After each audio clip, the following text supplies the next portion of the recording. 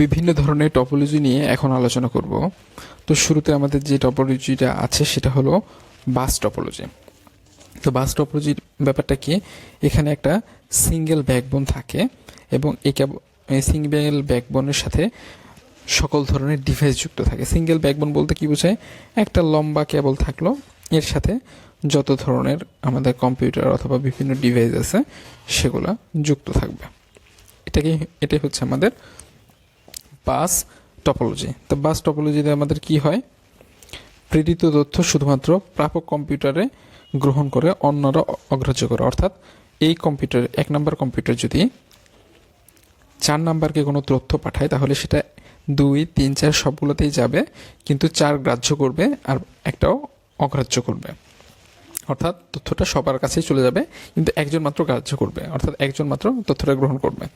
এই ক্ষেত্রে আমাদের সেট আপ করা খুবই সহজ। প্রত্যেক কম্পিউটারকে ব্যাকবোনের সাথে অর্থাৎ এই কেবলের সাথে যুক্ত করে দিলে এই সেট আপটা আমাদের হয়ে গেল। আর এক্সটেনশন, এটাকে খুব সহজে এক্সটেনশন করা যায়। যদি আমি কোনো কারণে আরও একটা ডিভাইস যুক্ত করতে চাই, আমি জাস্ট একটা রিপিটারের সাহায্যে অথবা কেবলটাকে বড় করে আমি যুক্ত করে দিতে পারি। ট্রাবল শুটিং বলতে কি বোঝায়, ভুল বের করা। এক্ষেত্রে ভুল বের করা খুবই কঠিন হয়, কারণ একটি কেবলের সাথে যেহেতু যুক্ত আছে সেক্ষেত্রে ভুল বের করা খুবই কঠিন হয়। এক্ষেত্রে খরচের ব্যাপারটা খুবই অত্যন্ত কম হওয়ার কারণ হলো এক্ষেত্রে মাত্র একটা লাইন থাকে, একটা সিঙ্গেল লাইনের সাথে সকল ধরনের ডিভাইস যুক্ত। এক্ষেত্রে আমাদের খরচটা অনেক কম হয়ে যায়। আমাদের কোন কোন কেবল ইউজ হয়, coaxial cable, twisted pair cable আমাদের বাস টপোলজিতে ব্যবহার করা হয়। কোথায় ব্যবহার করা হয়, শিক্ষা প্রতিষ্ঠান, কম্পিউটার ল্যাব, স্বল্প আকৃতির নেটওয়ার্ক, বাসাবাড়িতেও ব্যবহার করা হয়। ওকে, অ্যান্ড লাস্ট অফ অল আমাদের এটা সুবিধা কি, এটা আমাদের সুবিধা হলো এটা খুবই সাশ্রয়ী কেন সাশ্রয়ী আমি এই কারণেই বলছি, সাশ্রয়ী হওয়ার কারণ হলো যেহেতু আমাদের কম কেবল ইউজ হয় এই জন্য এটা সাশ্রয়ী। আবার গঠনটাও অনেক সহজ, খুব সহজে এটাকে বর্ধিত করা যায়। কিন্তু অসুবিধা কি, এক্ষেত্রে আমাদের ট্রাফিক বৃদ্ধি পায়, কারণ একই সাথে যদি অনেক ডিভাইস তথ্য আদান প্রদান করে সেক্ষেত্রে আমাদের ট্রাফিক বৃদ্ধি পাবে। ব্যাকবোনের ত্রুটি ঘটলে পুরো নেটওয়ার্ক সিস্টেম, অর্থাৎ এই যে আমাদের এইখানে যদি একটা ত্রুটি ঘটে তাহলে পুরো সিস্টেম কিন্তু আমাদের অচল হয়ে পড়বে। কিন্তু আরও একটা সুবিধা আছে, যদি কোনো কারণে 1 নম্বর 2, 3, 4 3 নম্বর কম্পিউটার যদি নষ্ট হয় তাহলে মানে আরগুলোর সাথে কোনো যোগাযোগ অসুবিধা হবে না। 2 নম্বর কম্পিউটার নষ্ট হয়ে গেল তবু 1-এর সাথে 4-এর যোগাযোগ অসুবিধা হবে না। কিন্তু যদি এই ব্যাকবোন যেটাকে বলা হয় এই তারটা যদি নষ্ট হয়ে যায় তাহলে কিন্তু আমাদের পুরো সিস্টেমটাকে আবার নতুন করে মানে এই ব্যাকবোনটাকে জাস্ট চেঞ্জ করতে হবে। ওকে, নেক্সট আছে আমাদের রিং টপোলজি। তো রিং টপোলজি আগে আমরা চিত্রটা একটু ভালো মতো বুঝি। এখানে ডিভাইসগুলো রিং আকারে যুক্ত থাকে, অর্থাৎ একটার সাথে একটা 2টা 3টে এভাবে আমাদের রিং আকারে যুক্ত থাকে। আমি এখন একটু নাম্বারিং করে দিই, 1, 2, 3 এবং 4। তো তাহলে এক থেকে কোনো ডাটা যদি 3-এ পাঠাতে চাই তাহলে 1 থেকে 2-এ যাবে, 2 থেকে 3-এ যাবে। অথবা 1 থেকে যদি আমি 2-এ পাঠাতে চাই 1 থেকে ডাইরেক্ট 2-এ চলে গেল। আবার 2 থেকে যদি আমি 4-এ পাঠাতে চাই তাহলে 2 থেকে 3 অথবা 2 থেকে 1 থেকে 4। অর্থাৎ এখানে প্রত্যেকটা কিন্তু প্রত্যেকের সাথে ডিপেন্ডেন্ট, অর্থাৎ কম্পিউটারগুলো সিঙ্গেল কেবল দ্বারা বৃত্তাকারে সংযুক্ত থাকে। ওকে, প্রত্যেকটা কম্পিউটারের মধ্যে দিয়ে প্রবাহিত হতে থাকে যতক্ষণ না পর্যন্ত তথ্যটি গ্রহণ করে। যেটা বললাম যে এইভাবে আমাদের ডাটাগুলো ঘুরতে থাকে যতক্ষণ না পর্যন্ত আমাদের কাঙ্ক্ষিত কম্পিউটার ডাটাগুলো গ্রহণ করে। সরি, আমি আবার চিত্রটা আঁকিয়ে দিচ্ছি। 3, 4, 2, 3, 4, 1, 2, 3, 4। ওকে, আমাদের এক্ষেত্রে সেট আপ করা খুবই সহজ, শুধু আমাদের কেবলগুলো সার্কেলটি যুক্ত করলে আমাদের হয়ে যায়। কিন্তু সমস্যাটা হলো এক্সপেনশন হলো নতুন কম্পিউটার যুক্ত করার জন্য সম্পূর্ণ নেটওয়ার্ককে বিচ্ছিন্ন করতে হয়। অর্থাৎ আমি যদি এখানে একটা নতুন কম্পিউটার যুক্ত করতে চাই তাহলে আগে 1 আর 4-এর মধ্যে নতুন কম্পিউটার বিচ্ছিন্ন করতে চাইলে এখানে আবার নতুন করে আমাদের 4 থেকে সংযোগ বিচ্ছিন্ন করতে হবে, 1 থেকে সংযোগ ছিন্ন করে তারপর আবার 5-এর সাথে সংযোগ দিতে হবে। এক্ষেত্রে নতুন সংযোগ দেওয়াটা একটু ডিফিকাল্ট। এক্ষেত্রেও ট্রাবল শুটিং খুবই কঠিন, যেহেতু একটা সিঙ্গেল কেবলের সাহায্যে প্রত্যেকটা কম্পিউটার যেহেতু যুক্ত। ব্যয়বহুল এবং নেটওয়ার্ক টপোলজি, এটা ব্যয়বহুল কেন, এটা আমাদের বাস টপোলজি থেকে একটু ব্যয়বহুল, কারণ এক্ষেত্রে কোএক্সিয়াল না, শুধুমাত্র টুইস্টেড পেয়ার কেবল ইউজ হওয়ার কারণে একটু ব্যয়বহুল বাস টপোলজি যাচ্ছে। অন্য টপোলজির থেকে আবার কিন্তু খরচটা কম। কোথায় ব্যবহার করা হয়? এই টপোলজির আসলে তেমন কোনো ব্যবহার নাই, কারণ রিং আকারে আসলে কোথাও ব্যবহৃত হয় না। সব বাস টপোলজিটা বিভিন্ন শিক্ষা প্রতিষ্ঠানে ব্যবহৃত হলে এটা কিন্তু কোথাও ব্যবহৃত হয় না। নেটওয়ার্কের সাথে এটার সুবিধা কি? নেটওয়ার্কের সাথে যুক্ত প্রত্যেকটা কম্পিউটার এর গুরুত্ব সমান থাকে। প্রত্যেকটা কম্পিউটার সার্ভার হিসেবে যেহেতু ব্যবহৃত হয়, এক্ষেত্রে আমাদের কোনো সার্ভারের প্রয়োজন হয় না। এটাই হলো আমাদের সুবিধা।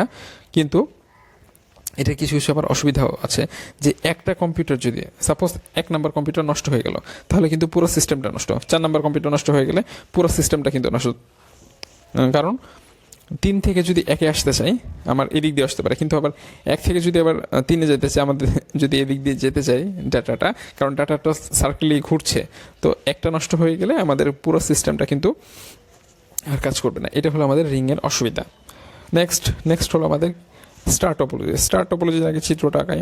এখানে আমাদের একটা কি থাকে, একটা কেন্দ্রীয় ডিভাইসের সাথে সবগুলো ডিভাইস সংযুক্ত থাকে। এখন কেন্দ্রীয় যদি এটা ধরি, আর এদিক দিয়ে আমি ডিভাইসগুলো যুক্ত করি, উপরে একটা দিলাম, এদিকে একটা দিলাম, এদিকে একটা দিলাম, অর্থাৎ কেন্দ্রীয় এটা হলো আমাদের কেন্দ্রীয় ডিভাইস। আর এগুলো আমাদের সবগুলো 5, 6, হ্যাঁ, অর্থাৎ কেন্দ্রীয় ডিভাইসের সাথে সবগুলো আমাদের ডিভাইস সংযুক্ত থাকে। তথ্য স্থানান্তর আমাদের কীভাবে হয়? পাঠানো তথ্য প্রথমে কেন্দ্রীয় ডিভাইস এবং পরে কেন্দ্রীয় ডিভাইসের উক্ত টপোলজিতে যায়। অর্থাৎ 3 থেকে যদি আমি কোনো ডাটাকে 3 থেকে 1-এ নিয়ে যেতে চাই, এইভাবে কিন্তু যাবে না। 3 থেকে আগে কোথায় যাবে? কেন্দ্রীয় ডিভাইসে, অর্থাৎ রাউটারের মতো কেন্দ্রীয় ডিভাইসে গেলে কেন্দ্রীয় ডিভাইস থেকে আবার আমার 1-এ চলে যাবে।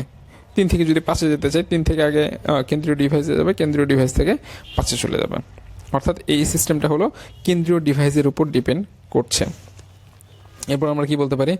কানেক্টর ডিভাইস থেকে নতুন কম্পিউটার সহজে সন্নিহিত করা সম্ভব হবে। অর্থাৎ আমি তো এখানে 6টা দিয়েছি, 7টা যদি দিতে চাই, এই যে এখানে 7টা দিয়ে দাও। 8টা দিতে চাইলে মানে এই আমাদের নতুন সংযোগ দেওয়াটা খুবই সহজ।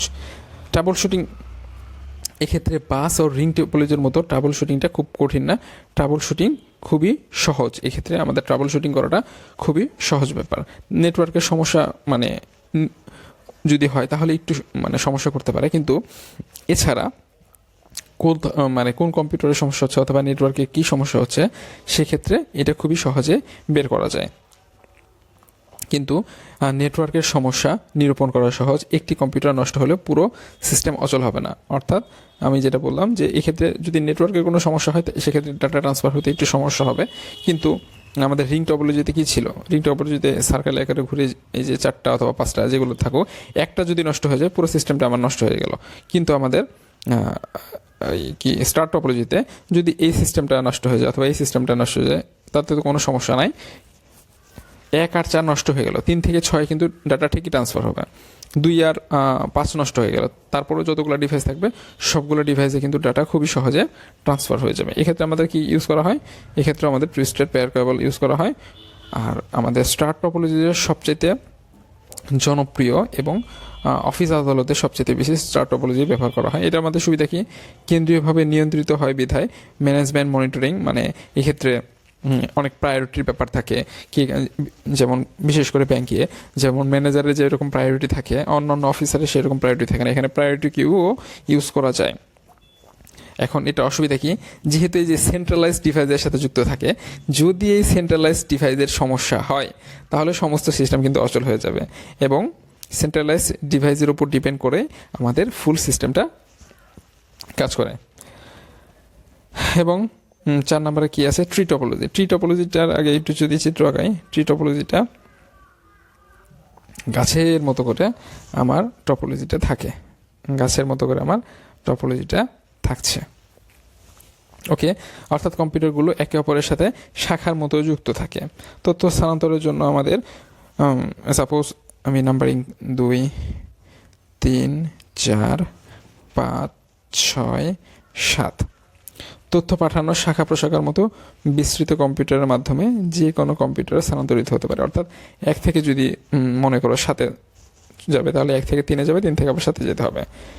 কিন্তু সমস্যা হলো এক্ষেত্রে সেট আপ করা খুবই একটা ঝামেলার ব্যাপার। কারণ এটা ট্রি আকারে সজ্জিত আছে, তো এই জন্য সেট আপ করা খুবই ঝামেলার ব্যাপার। নতুন শাখা প্রশাখা সৃষ্টি খুবই সহজে করা যায়, কারণ আমি এখান থেকে আর একটা নতুন শাখা নিয়ে এদিকে দিতে পারবো, এদিকে দিতে পারবো। শাখা প্রশাখা মানে সৃষ্টি করা খুবই সহজ, কিন্তু তথ্য আদান প্রদান একটু ডিফিকাল্ট। ওকে, নতুন শাখা প্রশাখা সহজ। আচ্ছা, এক্ষেত্রে আমাদের ট্রাবল শুটিং বা ভুল নির্ণয় করা আগের যেগুলো ছিল, যেমন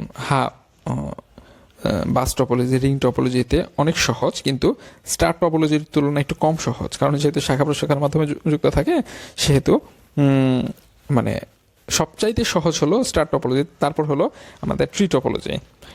এখন সমস্যাটা হলো, যদি 1 নম্বর কম্পিউটারের সমস্যা হয়ে যায় তাহলে কিন্তু খুবই সমস্যা, অর্থাৎ ম্যানেজার কম্পিউটারের সমস্যা হয়ে গেলে কিন্তু, কারণ ম্যানেজার কম্পিউটারের সাথে মানে ম্যাক্সিমামই কম্পিউটারগুলো যুক্ত আছে, অর্থাৎ কয়টা কম্পিউটার যুক্ত, 1টা 2টা 3টা।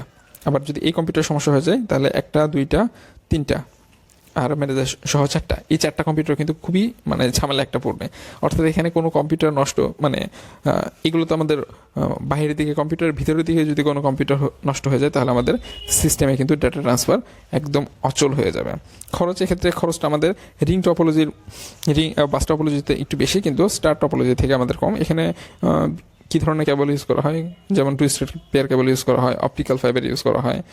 আচ্ছা, তাহলে আমাদের এটা কোথায় ইউজ করা হয়? ব্যাংক বিমাতে, ব্যাংক বিমা আর্থিক প্রতিষ্ঠানে আমাদের ট্রি টপোলজি ইউজ করা হয়, কারণ এক্ষেত্রে আমাদের প্রায়োরিটি কিউয়ের একটা সুবিধা পাওয়া যায়।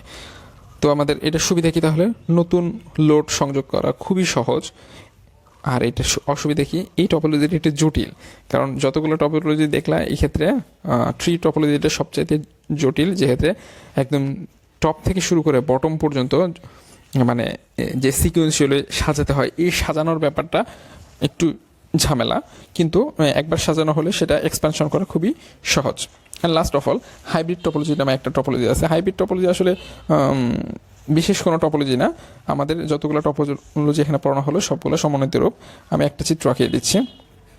সাপোজ এটা তোমরা দেখি বুঝতে পারছো, এটা হলো বাস টপোলজি, কারণ একটা ব্যাকবোন অর্থাৎ তারের সাথে যুক্ত। আমি যদি এই পাশে কম্পিউটার ডিভাইসগুলোকে যদি এভাবে সাজাই, এভাবে আমি সাজিয়ে দিলাম, তাহলে এইটা হলো কিন্তু আমাদের, এইটুকু হলো আমাদের, এইটা আমার বাস টপোলজি, নিচের এটা ট্রি টপোলজি।